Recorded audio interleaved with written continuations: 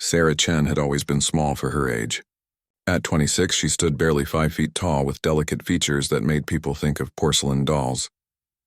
Her colleagues at the military communications base in Afghanistan had nicknamed her Butterfly within her first week. They said it was because of her colorful scarves and the way she seemed to flutter around the base, but Sarah knew better. They called her that because they thought she was fragile, pretty to look at but easily broken. The name started with Sergeant Mike Rodriguez during her orientation. Sarah had been assigned as a civilian communications specialist, responsible for maintaining the complex radio and satellite systems that kept the remote outpost connected to the outside world.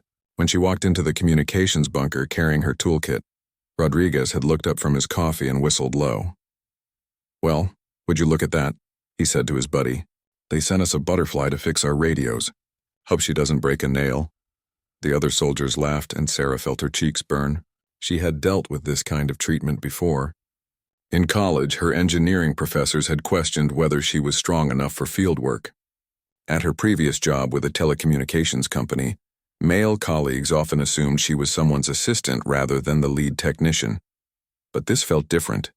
Here, surrounded by hardened soldiers in a war zone, the mockery carried an edge of real dismissal. These men depended on reliable communications for their safety, and they clearly doubted her ability to provide it. Sarah said nothing that first day. She simply unpacked her tools and got to work on the malfunctioning radio array. The equipment was old and poorly maintained, with corroded connections and outdated components. As she worked, she could hear the soldiers talking behind her. "Think she knows which end of a screwdriver to hold?"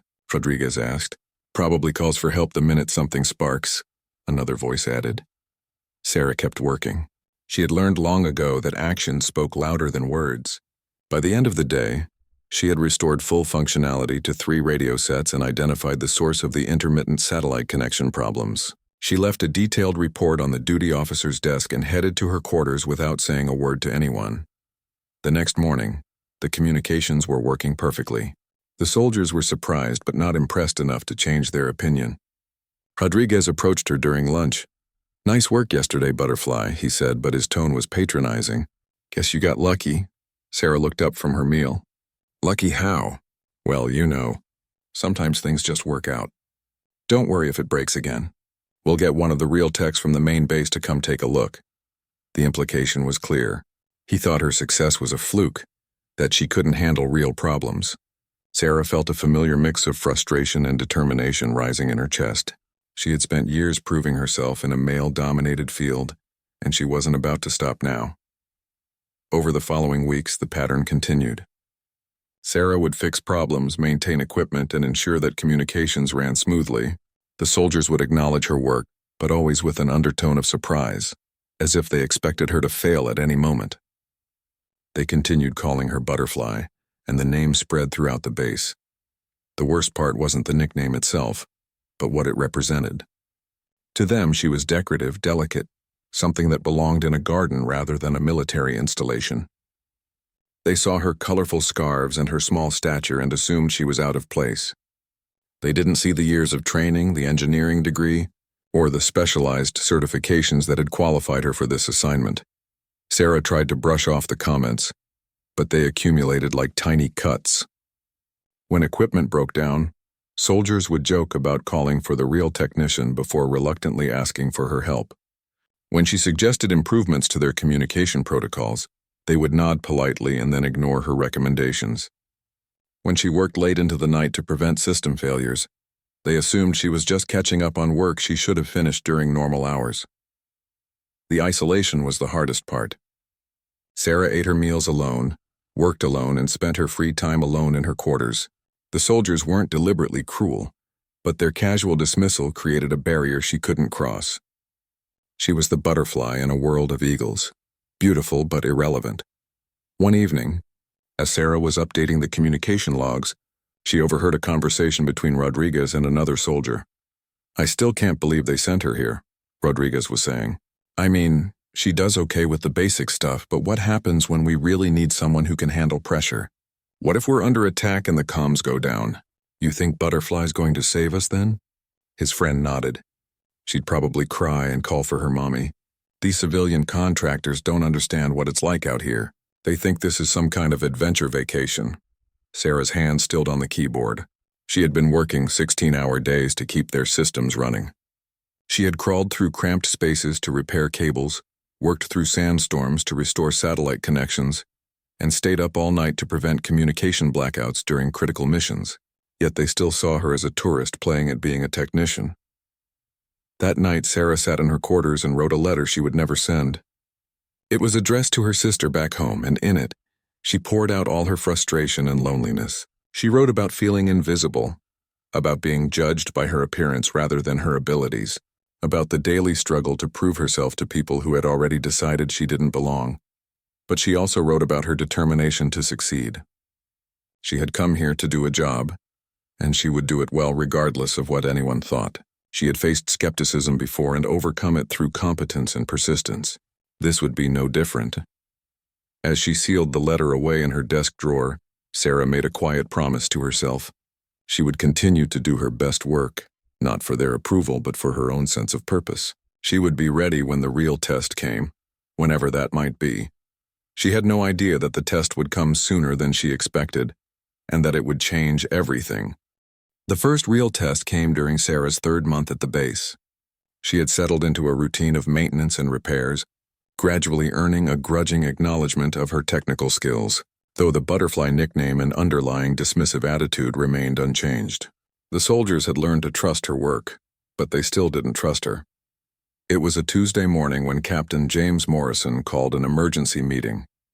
Morrison was the base commander, a grizzled veteran with 20 years of service who ran the outpost with military precision. Sarah wasn't usually included in tactical briefings, but Morrison had specifically requested her presence. "We've got a situation developing," Morrison announced to the assembled group of 12 soldiers and Sarah. "Intelligence suggests enemy forces are planning to cut our communication lines sometime in the next 48 hours. They want to isolate us before launching an attack." Sarah felt her stomach tighten. She knew how vulnerable the base would be without communications. They couldn't call for backup, coordinate with other units, or even report their status to headquarters. Morrison continued, "Our primary satellite uplink is our lifeline. If we lose that, we're on our own until someone realizes we've gone dark." "That could be days," Rodriguez raised his hand. "Sir, shouldn't we evacuate the civilian contractor? This could get ugly fast." All eyes turned to Sarah. She felt the familiar heat of embarrassment rise in her cheeks, but this time it was mixed with something else. Anger. They wanted to send her away just when her skills would be most needed. "I'm not going anywhere," Sarah said quietly but firmly. "Those communication systems are my responsibility." Rodriguez shook his head. "With respect, ma'am, when bullets start flying, you're going to be a liability. We can't protect you and do our jobs." "You won't need to protect me," Sarah replied. "I know these systems better than anyone. If they get damaged, I'm your best hope of getting them back online quickly." Morrison studied her for a long moment. "Chen, I appreciate your dedication, but Rodriguez has a point. Combat situations are unpredictable. Are you sure you're prepared for what might happen?" Sarah thought about the months of dismissive comments, the casual assumption that she was fragile and useless under pressure. This was her chance to prove them wrong, but more importantly, it was her chance to do the job she came here to do. "Captain, I didn't come here for the adventure or the pay. I came because you needed someone who could keep your communications running under any circumstances. If I leave now, I'm abandoning my post." Morrison nodded slowly. "All right, Chen, you stay. But I need you to understand something. If fighting breaks out, your only job is to keep us connected. Nothing else matters. Can you handle that kind of pressure?" "Yes, sir." The meeting disbanded, but Sarah noticed the looks exchanged between the soldiers. They clearly thought she was making a mistake, that she didn't understand what she was getting into. Rodriguez approached her as she was leaving. "Look, Butterfly, I get that you want to prove something, but this isn't a game. People could die if communications go down, and people could die trying to protect you if you're not ready for this." Sarah met his gaze steadily. "Then we better make sure the communications don't go down." The next 24 hours were tense. Sarah threw herself into preparations, checking and double-checking every system, creating backup solutions for critical components, and mapping out the fastest repair procedures for various failure scenarios. She had always been thorough, but now she was obsessive. She also did something she had never done before. She asked the soldiers for tactical information, She needed to understand how an attack might unfold, which systems would be most vulnerable, and what kind of damage to expect. "Why do you need to know all this?" asked Corporal Davis, one of the younger soldiers who had been slightly less dismissive than the others. "Because I need to prioritize," Sarah explained. "If I know how they're likely to attack, I can prepare for the most probable failure modes. I can't fix everything instantly, but I can make sure the most critical systems come back online first." Davis looked surprised. "I never thought about it that way. Most techs just fix whatever's broken and hope for the best. I'm not most techs." As the hours passed, Sarah noticed a subtle change in how some of the soldiers interacted with her. They began to see her preparations not as nervous, busy work, but as professional competence. She wasn't panicking or calling for evacuation. She was getting ready to do her job under the worst possible circumstances. Late that evening, Sarah was in the communications bunker running final diagnostics when Morrison appeared in the doorway. "How are we looking, Chen?" "All systems are operating at peak efficiency, sir. I've identified the 3 most critical components and prepared rapid deployment repair kits for each. If we lose primary satellite communication, I can have backup systems online within 15 minutes. Morrison raised an eyebrow. 15 minutes? The last tech told me it would take at least an hour to switch to backup systems. He was being conservative. I've streamlined the process. Morrison stepped into the bunker and looked around. Sarah had reorganized the entire space, creating clearly labeled stations for different types of repairs and grouping tools and components for maximum efficiency. "You've been busy. I want to be ready, sir." Morrison studied her face. For the first time since she had arrived, Sarah felt like he was seeing her as a professional rather than a liability. "Chen, can I ask you something?" "Yes, sir." "Why didn't you take the evacuation?" No one would have questioned it. "Civilian contractors aren't expected to stay during combat operations." Sarah thought about her answer carefully. "Because this is what I trained for, sir. Not the combat, but the challenge of keeping critical systems running when everything else is falling apart. If I can't do that, then all my training was worthless." Morrison nodded. "The men call you Butterfly." "Yes, sir.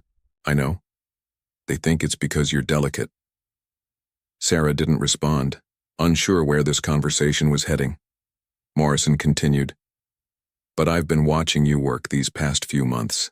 You remind me more of a butterfly I saw in survival training years ago. We were in the jungle, everything was going wrong, and there was this butterfly that kept flying through the chaos. Didn't matter how much noise we made or how dangerous things got. That little creature just kept doing what it needed to do." He paused at the entrance to the bunker. "Butterflies are tougher than people think. Chen, they migrate thousands of miles, survive storms, and keep flying when bigger creatures give up." After he left, Sarah sat in the quiet bunker surrounded by the hum of electronic equipment. For the first time in months, the butterfly nickname didn't sting. Maybe it was time to show them what butterflies could really do. The attack came at dawn, just as Morrison had predicted. Sarah was in the communications bunker running the morning system checks when the first explosion shook the building. Coffee spilled across her desk as emergency alarms began wailing throughout the base. "Contact! Contact! We have incoming mortars from the eastern ridge." Rodriguez's voice crackled through the radio system. Sarah's training kicked in immediately.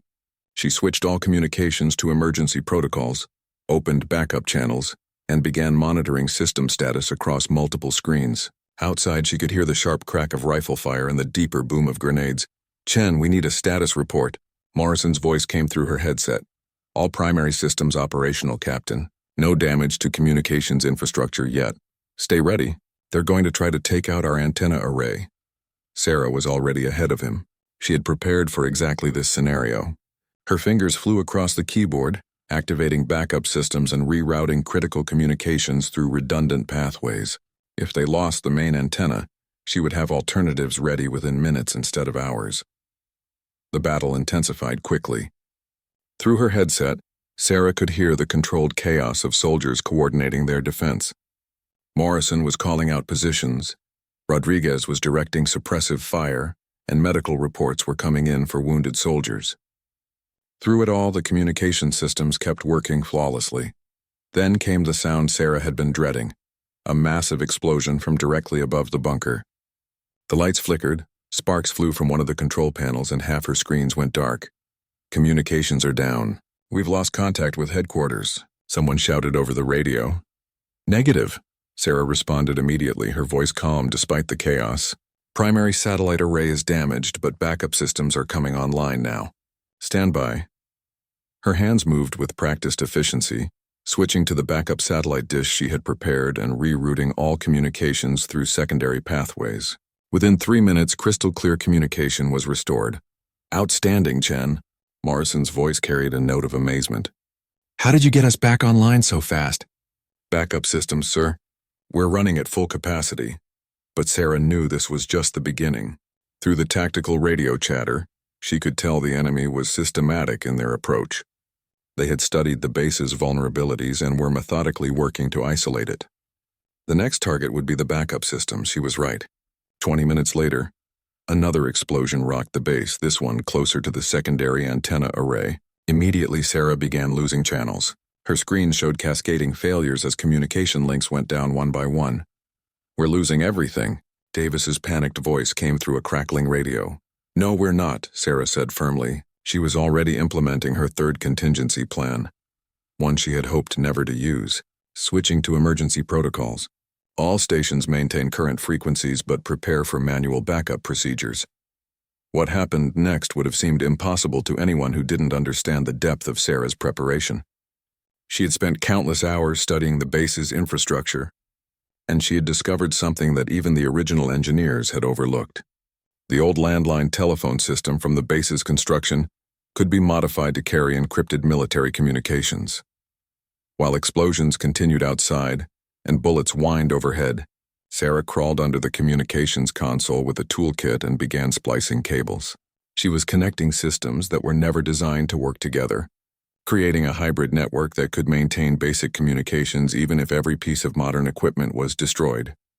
Chen, what's your status? Morrison's voice was tight with stress. Working on it, Captain. Give me 5 more minutes. We don't have 5 minutes. They're moving into position for a final assault. Sarah's hands never paused. She had practiced this procedure dozens of times in preparation, but never under combat conditions. Sweat dripped into her eyes as she worked, and she could hear debris raining down on the bunker roof above her. Almost there, she muttered, connecting the final cable. The moment she activated the hybrid system, communications crackled back to life. It wasn't pretty and it wasn't perfect, but it worked. Morrison's voice came through clearly as he coordinated the final defense of the base. All stations, this is base command. We have enemy forces approaching from 3 directions. Heavy weapons teams. Engage targets on the eastern slope. Medical, we need immediate evacuation for 2 wounded soldiers. Sarah monitored the communications, making constant adjustments to maintain signal quality. She could hear the tide of battle shifting as Morrison's tactical coordination allowed the soldiers to outmaneuver their attackers. Without reliable communications, they would have been fighting blind, isolated, and vulnerable. The fighting lasted another hour before the enemy forces finally withdrew. As the sound of gunfire faded, Sarah remained in the communications bunker, maintaining her improvised network and coordinating with headquarters to report the base's status. Chen, get out here. Morrison's voice on the radio was different now, carrying a tone she had never heard before. Sarah secured her equipment and stepped outside the bunker for the first time since the attack began. The base looked like a war zone. Buildings were damaged, equipment was scattered, and smoke still rose from several impact sites. But the soldiers were alive, and they were looking at her with expressions she had never seen before. Rodriguez approached first. His uniform was torn and dirty, and there was a bandage on his left arm, but he was grinning. "Butterfly," he said, and for the first time the nickname didn't sound mocking. "I owe you an apology." "Hell, we all do." Davis nodded enthusiastically. "When those mortars hit and everything went dark, I thought we were finished. Then you had us back online in minutes. How did you do that?" Sarah shrugged, suddenly feeling self-conscious. "I prepared for it. I studied the base infrastructure and developed backup procedures for different failure scenarios." "You studied the infrastructure?" Morrison had appeared beside them. "Chen, you've been here 3 months. When did you have time to learn our systems that thoroughly?" "I worked on it during my off hours, sir. I thought it was important to understand how everything connected." Morrison stared at her for a long moment. Around them, the other soldiers had gathered, all listening to the conversation. "Chen, what you did today saved lives. Without communications, we couldn't have coordinated our defense. We would have been overrun. I was just doing my job, sir. No, Morrison said firmly. You were doing a lot more than your job. You were protecting your team. The word team hit Sarah unexpectedly hard. For months she had felt like an outsider, tolerated but not accepted. Now standing in the aftermath of battle with soldiers who had fought and bled together, she realized something had changed. They weren't looking at her like a fragile civilian anymore. They were looking at her like a fellow soldier. Rodriguez stepped forward and extended his hand. Welcome to the team, Butterfly. For real this time. As Sarah shook his hand, she felt a sense of belonging she had never experienced before. But she also knew that this was just the beginning. Word of what had happened would spread, and there would be consequences, good and bad, that she couldn't yet imagine. The weeks following the attack brought changes that Sarah hadn't expected. Word of her performance during the battle had spread beyond the base, traveling up the military chain of command with remarkable speed. Within days, she found herself fielding requests from other outposts for technical consultations and emergency repairs. Captain Morrison called her into his office on a Thursday morning, 2 weeks after the attack. His desk was covered with official documents and communication reports. "Chen, I've been getting calls about you," he said, gesturing for her to sit. Sarah felt a familiar knot of anxiety in her stomach. "Calls, sir?" "Good calls. Colonel Williams at Regional Command wants to know if we can spare you for a special assignment. Apparently 3 other bases have communication failures they can't resolve with their regular tech teams." The irony wasn't lost on Sarah. Just a month ago, her own base had doubted her capabilities. Now other bases were specifically requesting her expertise. What kind of special assignment? Morrison leaned back in his chair. "Rapid response technical support. You'd travel to bases experiencing critical communication failures and get them back online as quickly as possible. It's high-pressure work, and you'd be working alone most of the time." Sarah considered this. The opportunity was exactly what she had hoped for when she first applied for overseas contractor positions, but it would mean leaving the team she had finally become part of. "Sir, if I leave, who will maintain communications here?" Morrison smiled. "That's the other thing. The Army is sending a full technical team to upgrade our systems based on your recommendations. Your improvised network during the attack showed them some vulnerabilities they hadn't considered. They want to implement your backup protocols at all forward operating bases." Sarah felt a surge of pride mixed with disbelief. Her emergency solutions were being adopted as standard procedures. "When would I leave?" "That's up to you. Williams wants you as soon as possible, but I told him the decision was yours. You've earned the right to choose your own path." Before Sarah could respond, Rodriguez appeared in the doorway. "Sorry to interrupt, Captain, but we've got visitors." Morrison frowned. "What kind of visitors?" "Military transport just landed. Looks like VIPs from the way they're being escorted." Morrison stood up. "Chen, hold that thought. Let's see what this is about." They walked outside to find a small convoy of vehicles approaching the main building. Sarah recognized the insignia of Special Operations Command on the lead vehicle. As the convoy stopped, several soldiers emerged. But it was the man who stepped out of the second vehicle who caught everyone's attention. He was tall and lean, with the kind of presence that commanded immediate respect. His uniform bore the insignia of a Navy commander, and even from a distance Sarah could see the seal trident on his chest. The soldiers around her straightened instinctively. "Commander Hayes," Morrison said, stepping forward to greet the visitor. "This is unexpected." Commander Hayes shook Morrison's hand. Then his eyes swept the assembled group until they settled on Sarah. "Captain Morrison, I'm here to meet Specialist Chen." Sarah felt every eye turned toward her. She had no idea why a SEAL commander would want to meet her, and the attention made her deeply uncomfortable. "Chen, front and center," Morrison said. Sarah stepped forward, trying to project confidence she didn't feel. "Commander Hayes, sir." Hayes studied her for a moment, and Sarah was struck by the intensity of his gaze. This was a man who had seen combat in the most dangerous places on Earth, who led some of the military's most elite soldiers.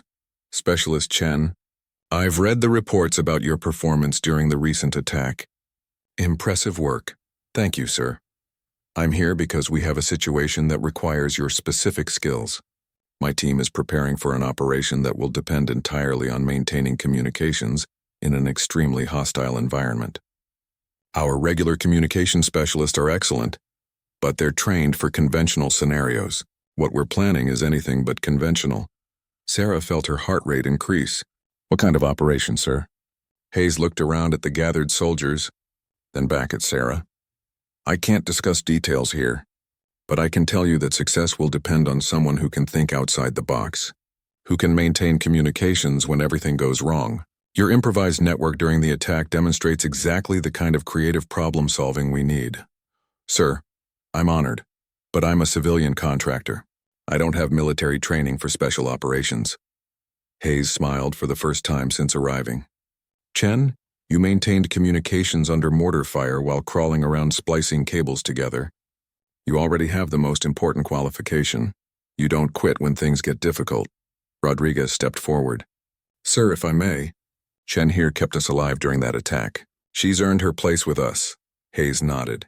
I understand the loyalty, Sergeant, but this is Chen's decision to make. Sarah felt the weight of the moment. She looked around at the soldiers who had become her team, who had accepted her as one of their own. Then she looked back at Commander Hayes, who represented an opportunity she had never imagined. What exactly would my role be? Communication specialist and technical advisor for a high-priority mission. You'd work directly with my team to ensure we maintained contact with command throughout the operation. The mission duration would be approximately 3 weeks. Morrison spoke up. Commander Chen was just offered a position with Regional Command for Rapid Response Technical Support. Hayes raised an eyebrow. Interesting. Chen, it sounds like you have some important decisions to make. Sarah felt overwhelmed by the sudden abundance of opportunities. 3 months ago, she had been the mocked outsider that nobody took seriously. Now she was being recruited by multiple commands for critical positions. Sir, can I ask why me specifically? There must be other communications specialists with more experience. Hayes was quiet for a moment, then answered. Chen, I've been leading special operations teams for 12 years. I've learned to recognize people who perform under pressure. Technical skills can be taught, but the ability to stay calm and think clearly when everything is falling apart is rare. You demonstrated that ability under combat conditions. He paused, looking around at the battle-damaged base. More importantly, you've proven that you won't abandon your post when things get dangerous. In special operations, that kind of loyalty and commitment can mean the difference between mission success and catastrophic failure. Sarah felt the magnitude of the choice before her. Each option represented a different path, a different future. The rapid response position would let her travel and solve complex technical problems. But the special operations assignment would put her at the center of missions that could change the course of the war. When do you need an answer, sir? Tonight. We begin mission preparation tomorrow morning. Hayes turned to address the entire group. Regardless of Specialist Chen's decision, I want you all to know that what happened here during the attack has been noticed at the highest levels. Your performance under fire reflects credit on yourselves and your unit. As the commander prepared to leave, he approached Sarah one more time. Chen, whatever you decide, remember this. You've already proven that you belong wherever you choose to go. Don't let anyone tell you otherwise. After the convoy departed, Sarah found herself surrounded by her teammates. The butterfly they had once mocked was now being recruited by the most elite units in the military. The transformation seemed almost impossible, but it was real. So what are you going to do, Butterfly? Rodriguez asked. Sarah looked around at the faces of the soldiers who had become her family. Then she thought about the commander's words and the opportunities before her. She had spent her entire career trying to prove she belonged somewhere. Now she had multiple places where she was not only wanted but needed. The decision would change everything, and she had until tomorrow morning to make it. Sarah spent the entire night walking the perimeter of the base, weighing her options. The rapid response position offered stability and recognition within the conventional military structure. It was a logical next step, a way to build her career while using the skills she had developed. But the special operations assignment was different. It was dangerous, uncertain, and would push her far beyond anything she had ever attempted. When Commander Hayes had looked at her, she had seen something in his eyes that she recognized from her own mirror during difficult moments. The understanding that some challenges could only be met by people willing to risk everything. By dawn, she had made her decision. Sarah found Morrison in the mess hall, drinking coffee and reviewing patrol reports. He looked up as she approached. You look like someone who didn't sleep much, he observed.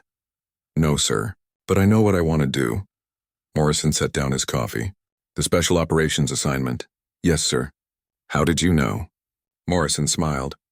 Because 3 months ago you chose to stay during a firefight when you could have evacuated. Yesterday you had the chance to take a safe, prestigious position, and today you're choosing the dangerous unknown. You're drawn to challenges, Chen. It's what makes you good at what you do. 2 hours later, Sarah was on a transport helicopter heading to the Special Operations Base. As the landscape passed below, she thought about the journey that had brought her here. She had started as an outsider, desperate to prove herself, and now she was joining one of the military's most elite units. The Special Operations Base was unlike anything Sarah had ever seen. It was smaller than her previous assignment, but far more intense. Everything about the facility suggested precision, efficiency, and readiness for immediate deployment. The soldiers she saw moved with a purposeful confidence that spoke of extensive training and combat experience. Commander Hayes met her at the landing pad personally, which Sarah suspected was unusual. Chen, welcome to Task Force Phoenix. Ready to get to work? Yes, sir. Hayes led her to a briefing room where 5 other soldiers were waiting. As they entered, the soldiers stood at attention. Gentlemen, this is Specialist Chen, our communications specialist for Operation Nightfall. Chen, meet your team. Sarah felt a moment of intimidation as she looked around the room. These were clearly elite soldiers, each one radiating the kind of competence that came from years of dangerous missions. She was the only woman, the only civilian, and probably the only person in the room who had never jumped out of an airplane or rappelled from a helicopter. The team leader, a master sergeant named Collins, stepped forward. Ma'am, we've heard about your work during the mortar attack. Looking forward to working with you. Sarah was surprised by the respectful tone. These soldiers weren't questioning her presence or making jokes about her appearance. Hayes had clearly briefed them about her capabilities. The mission briefing that followed was unlike anything Sarah had experienced. The operation was complex, involving insertion into hostile territory to gather intelligence on enemy communication networks. The team would be operating independently for up to 3 weeks, with no possibility of immediate backup or extraction. Our success depends entirely on maintaining communications with command, Hayes explained. We need real-time intelligence updates, weather reports, and extraction coordination. If we lose contact, we're stranded. Sarah studied the mission parameters carefully. The environment would be challenging, with mountain terrain that interfered with conventional radio signals and weather conditions that could damage equipment without warning. Sir, what kind of backup communications are you planning? Hayes gestured to a table covered with standard military communication equipment. This is what we normally use. It's reliable under most conditions, but this mission will push us beyond normal parameters. Sarah examined the equipment thoughtfully. It was all high-quality gear, but it was designed for conventional operations. She could already see potential failure points. Permission to suggest modifications, sir? Granted. Sarah spent the next hour outlining improvements to their communication plan. She suggested redundant systems, alternative frequency ranges, and backup procedures that the team had never considered. The soldiers listened intently, asking technical questions that showed they understood the importance of her recommendations. Sergeant Collins was particularly engaged. Ma'am, this backup relay system you're proposing, how long would it take to set up if our primary equipment failed? Under ideal conditions, about 20 minutes. Under combat conditions, maybe 35 minutes. Collins exchanged glances with his teammates. That could be the difference between extraction and spending the rest of the war in an enemy prison. Over the following days, Sarah worked intensively with the team to prepare for the mission. She found herself adapting to their training schedule, participating in equipment checks, and even joining them for some of their physical conditioning routines. The soldiers had initially been protective of her, assuming she would need special accommodations, but Sarah insisted on being treated as a full team member. The breakthrough moment came during a training exercise designed to simulate equipment failure under stress. The team was navigating a simulated hostile environment when their primary communications were suddenly cut off. While the soldiers took defensive positions, Sarah immediately began implementing the backup procedures they had rehearsed. Working quickly and calmly, she established alternative communications within 15 minutes, faster than even her own estimates. When Hayes's voice came through the restored radio link, she could hear genuine amazement. Phoenix Base. This is Phoenix 6. Communications restored and fully operational. Outstanding. Phoenix 6, how did you get back online so quickly? Before Sarah could respond, Sergeant Collins answered for her. Sir, Specialist Chen had us back up before we even finished securing the perimeter. She's got this figured out. That evening, Hayes called Sarah into his office for a private conversation. Chen, I need to ask you something, and I want an honest answer. Are you having second thoughts about this mission? It's not too late to switch to the regional command position. Sarah considered the question carefully. The special operations assignment was indeed dangerous, and she would be operating far outside her comfort zone. But something had changed in her since the mortar attack. She had discovered that she was capable of more than she had ever imagined. Sir, 3 months ago, I thought my biggest challenge would be proving I could fix radios without breaking them. Now I'm preparing for a mission that could help end this war. I'm not having second thoughts. Hayes studied her for a moment. The men have accepted you completely. That's unusual for a new team member, especially a civilian. They trust you. I hope I'm worthy of that trust, sir. Chen, trust isn't given in special operations. It's earned. You've already earned it. As Sarah prepared for sleep that night, she thought about how much her life had changed. She had gone from being the mocked outsider to being an integral part of an elite military unit.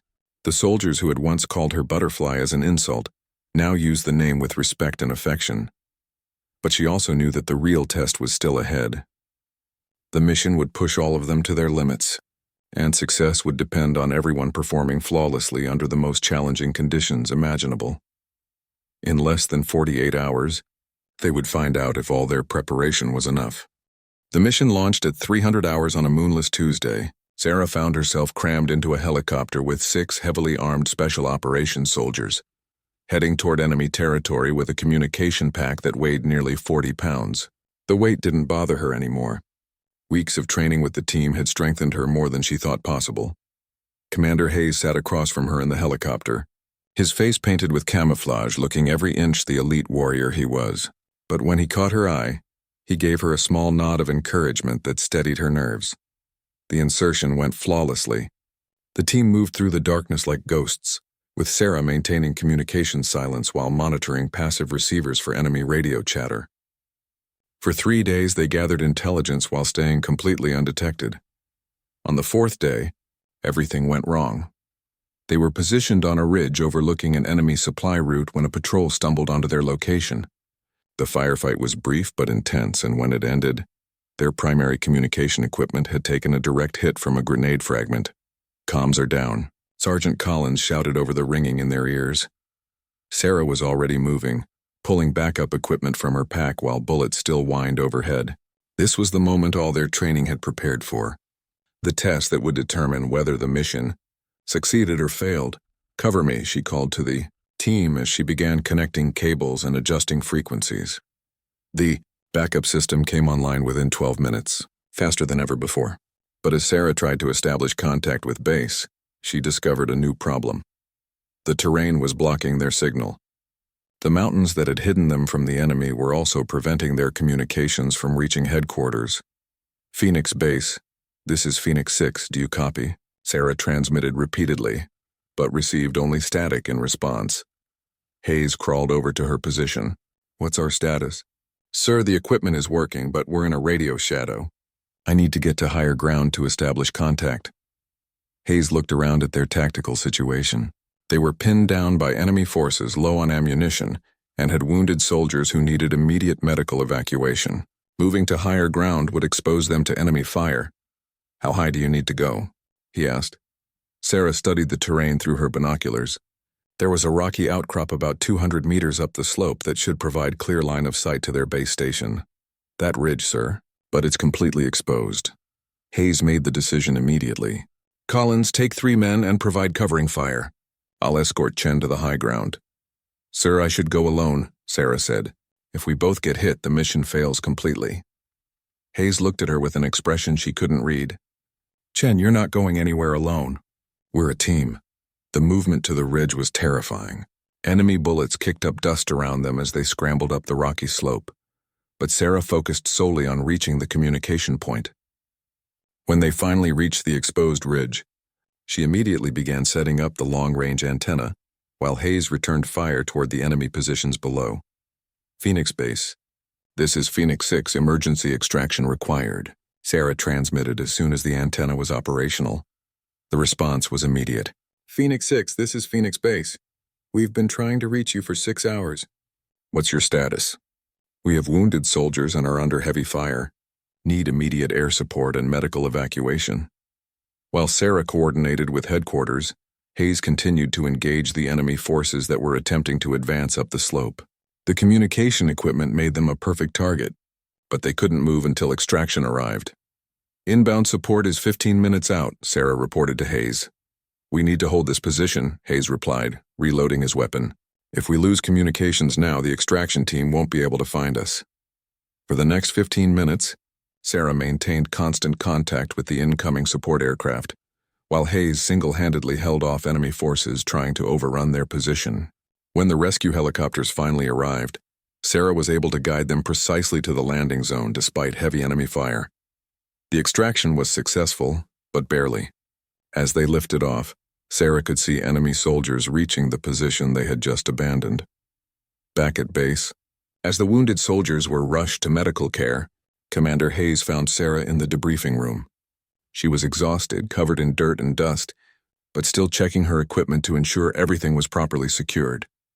"Chen," Hayes said quietly. She looked up, expecting a mission debrief or technical questions about the communication failures. "Yes, sir. You saved us today." "All of us."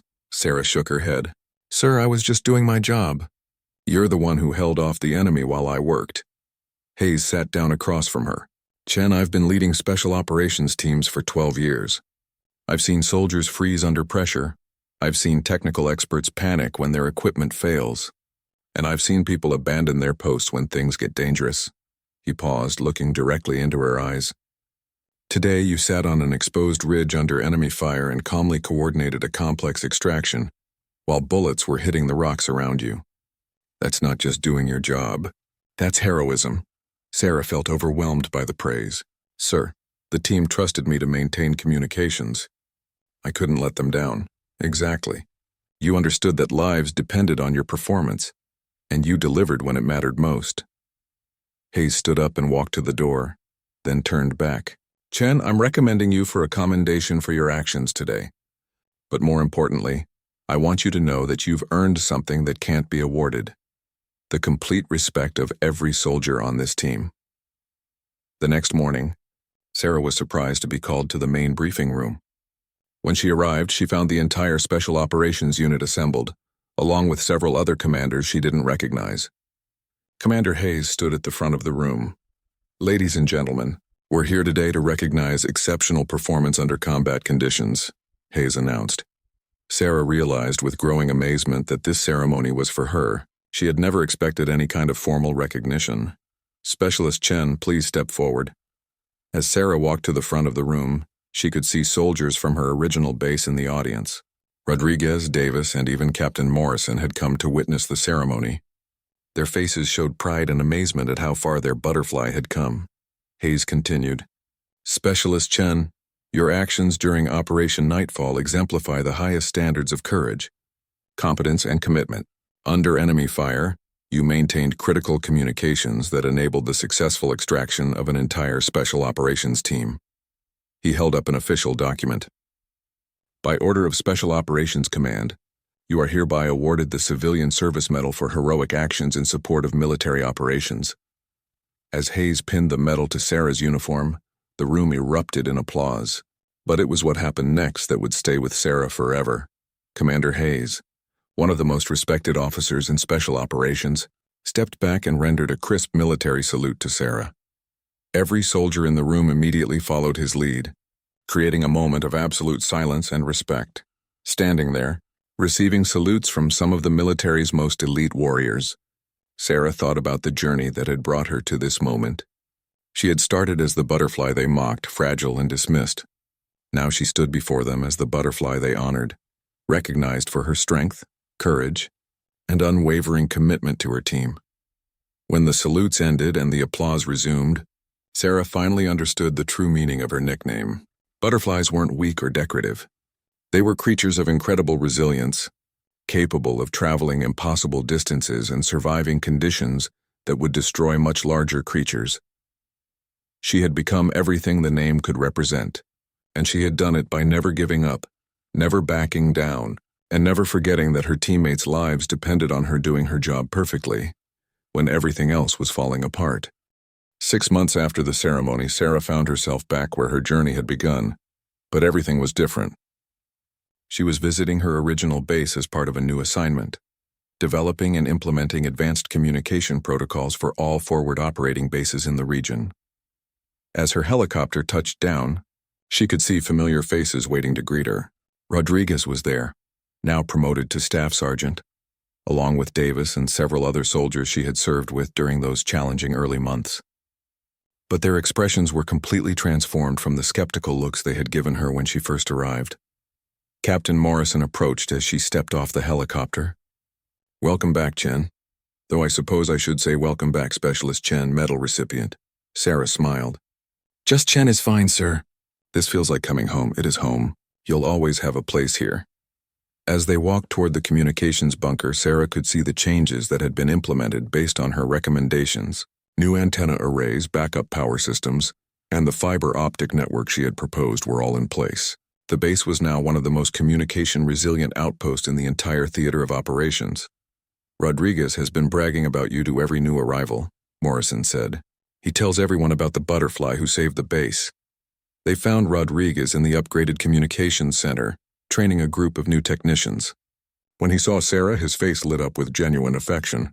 "Well, if it isn't our celebrity. Guys, this is Specialist Chen, the one I've been telling you about." The new technicians looked at Sarah with obvious curiosity and respect.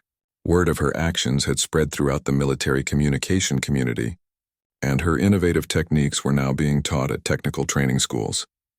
"Sergeant Rodriguez has been exaggerating again," Sarah said. "No exaggeration needed," one of the new technicians replied. "Ma'am, we studied your improvised network design in training. It's brilliant."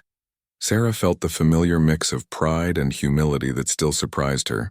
She had gone from being ignored and dismissed to having her work studied and replicated across the military. Over the next several days, Sarah worked with the base personnel to implement the final upgrades to their communication systems. But more importantly, she served as a mentor to the younger technicians, sharing not just technical knowledge but the confidence that came from knowing their skills truly mattered. On her last evening at the base, Morrison organized a farewell dinner. As the meal wound down, Rodriguez stood up to address the group. "I want to say something," he began, his usual joking demeanor replaced by genuine seriousness. "When Chen first arrived here, we called her Butterfly because we thought she was fragile. We were wrong about a lot of things." He looked directly at Sarah. "We learned that butterflies aren't weak. They're some of the toughest creatures on Earth. They survive storms, travel thousands of miles, and keep going when everything else gives up. That's what you taught us." Davis nodded in agreement. "You also taught us not to judge people by appearances. Some of the strongest people don't look the way we expect." Sarah felt tears building in her eyes as Rodriguez continued. "But most importantly, you taught us what it means to be part of a team. You could have left when things got dangerous, but you stayed. You could have taken credit for your innovations, but you shared them with everyone. You could have moved on to bigger assignments and forgotten about us, but you came back." The room was completely quiet as Rodriguez raised his glass. "To Butterfly Chen, who showed us that the strongest steel is forged under the greatest pressure, and that the best team members are the ones who never leave anyone behind."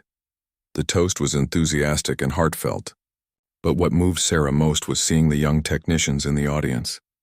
They were looking at her not just with respect, but with the understanding that they too could overcome doubts and dismissal through competence and persistence. After dinner, Sarah found herself alone in the communications bunker, where her transformation had begun. The equipment was all new, but the memories were vivid. She could still remember the loneliness and frustration of those early months, the constant struggle to prove herself worthy of basic respect. Commander Hayes had flown in that afternoon to personally escort her to her next assignment. She found him reviewing technical specifications at one of the workstations. "Impressive setup," he said as she entered. "Your designs have revolutionized communication reliability for forward bases." "Thank you, sir. It feels good to see the ideas actually working." Hayes set down the technical manual and looked at her seriously. "Chen, I want to talk to you about what comes next." "Sir?" "You've been offered a position at the Pentagon, developing communication strategies for the entire special operations community." It would mean a significant promotion and the chance to influence military communications policy. Sarah felt a mix of excitement and apprehension. The Pentagon represented the pinnacle of her field, but it would also mean leaving the hands-on work she loved. "What do you think I should do, sir?" Hayes smiled. "I think you should remember that you've never made a decision based on what was safe or easy. You've always chosen the path that let you make the biggest difference." That night, Sarah walked the perimeter of the base one last time, thinking about her journey from mocked outsider to respected specialist. She thought about the soldiers who had learned to see past appearances, the young technicians who would carry forward the lessons she had taught, and the communication networks that would save lives because of innovations born from desperate necessity. The next morning, as she prepared to leave, Rodriguez approached her with something in his hands. "We wanted you to have this," he said. Holding out a small wooden plaque, Sarah read the inscription. "Butterfly, proving that strength comes in many forms. From your team at FOB Phoenix." "Rodriguez, I don't know what to say." "Don't say anything. Just remember that you'll always be part of this team, no matter where you go." As Sarah's helicopter lifted off, she could see the soldiers gathered on the landing pad, waving goodbye. Through the window, the base looked small and vulnerable, but she knew it was now one of the most secure and well-connected outposts in the region. She had accepted the Pentagon position. It was time to take everything she had learned and apply it on a larger scale, to ensure that other young technicians would never face the isolation and dismissal she had experienced. The butterfly they had once mocked had become a force for positive change throughout the military. She had proven that strength, competence, and courage came in many forms, and that the most unlikely people could become heroes when circumstances demanded it. Most importantly, she had learned that earning respect wasn't about changing who you are, but about refusing to let others define your limitations. The nickname that had once hurt her had become a source of pride, a reminder that true strength often came from the most unexpected places. As the helicopter carried her toward her new assignment, Sarah smiled at the thought of all the young technicians who would benefit from the programs and policies she would develop. The butterfly effect of her journey was just beginning to spread its wings.